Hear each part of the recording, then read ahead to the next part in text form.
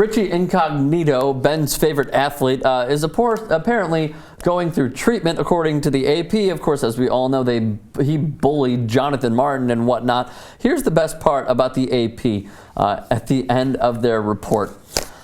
Both, as in him and Jonathan Martin, have said they want to play in 2014, but neither is expected to be back with the Dolphins.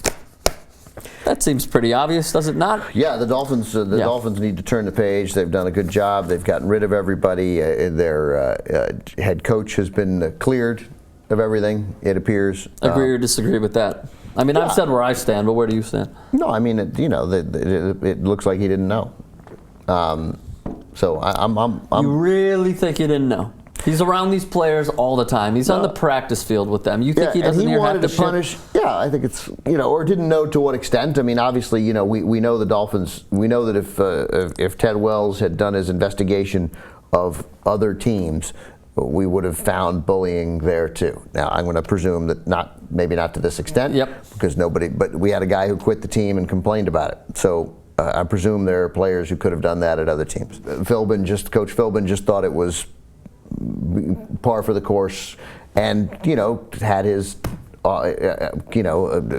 presumed that his position coaches would take care of it. As it turned out, this position coach Jim Turner, now fired, didn't take care of it at all. I'm not saying he has no responsibility to it, but I don't know that every time something goes wrong we got to go up and blame the coach and fire him. And also, it looks like that when Incognito had the incident with the female employee at the golf tournament, the charity golf tournament, which was awful, Philbin wanted action taken against Incognito then and was overruled, which gives Coach. Wait, that was in the Wells report? I read that before the Wells report. Okay. That Philbin. I did not know that. It may have been in the Wells report too. Report. I don't know. I read a bunch of the Wells report, not all of it. I just find it hard to believe that if you're the head coach of a team and you're walking around the practice field and whatnot, maybe he told Turner or he told someone else, and I'm just giving my own 2 cents on what could have possibly happened, that he did not want to take the reins on this situation and wanted those who deal with Incognito and Martin and whatnot, offensive line coaches and whatnot, to sort of take the reins and punish them. I just find it incredibly hard to believe Philbin had no idea what happened. I find it very hard to believe. Well, but if everything you read about the Wells report, I mean, look, I think the report would have come down really hard on Coach Philbin if they had found evidence that there was reason to come down hard on him. And it didn't. But, I mean, I'm right now. Fair point. Yeah, so, I mean, this was a independent, very thorough investigation, which the Dolphins fully cooperated in, and he fully cooperated in, and it didn't come back to get him. And obviously they fired Turner. Yeah. So here's what Armando Salguero, a fantastic writer for the Miami Herald, says this. In the days before he reportedly, Incognito, checked himself into a psychiatric facility, he was calling some friends at odd hours, apparently after drinking, and leaving messages about being followed by NFL and government investigators.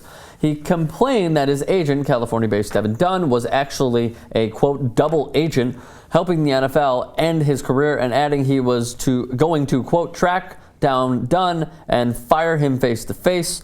And then this from one associate who talked to Incognito before the former Dolphins offensive lineman apparently took a baseball bat to his own $295,000 Ferrari.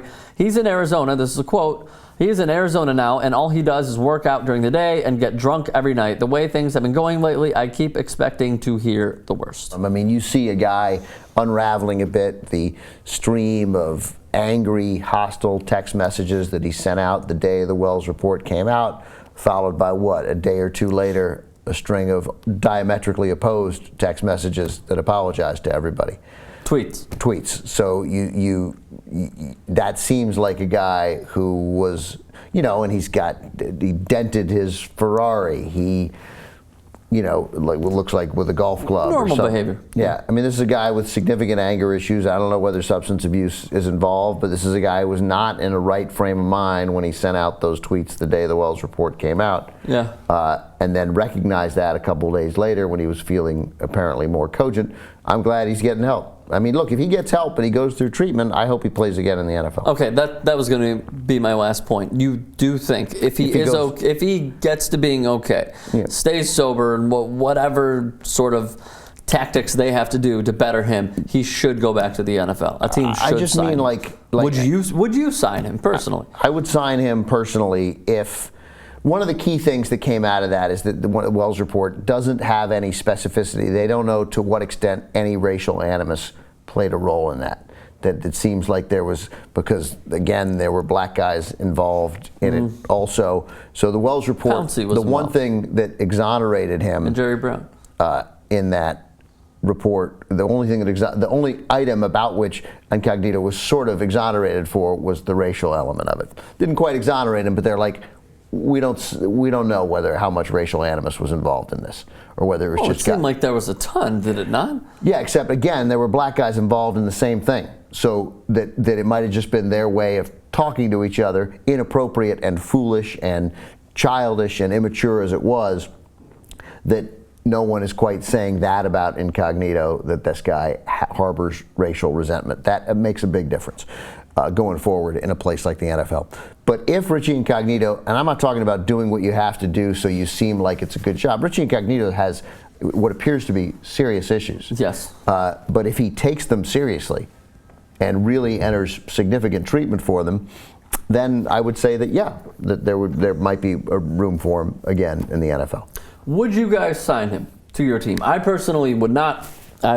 Milton Bradley-esque. I like keeping those guys away from the team and like having, even though like I personally, and this is another argument for another day, but I don't know if I truly believe in the chemistry element. I think it's just like an overused media word, sort of like elite. But I like to keep the distractions away. I like, sort of having a fan, not fan friendly, but like a respectable amongst your peers locker room if I were building a team, and I would not have Incognito on my team.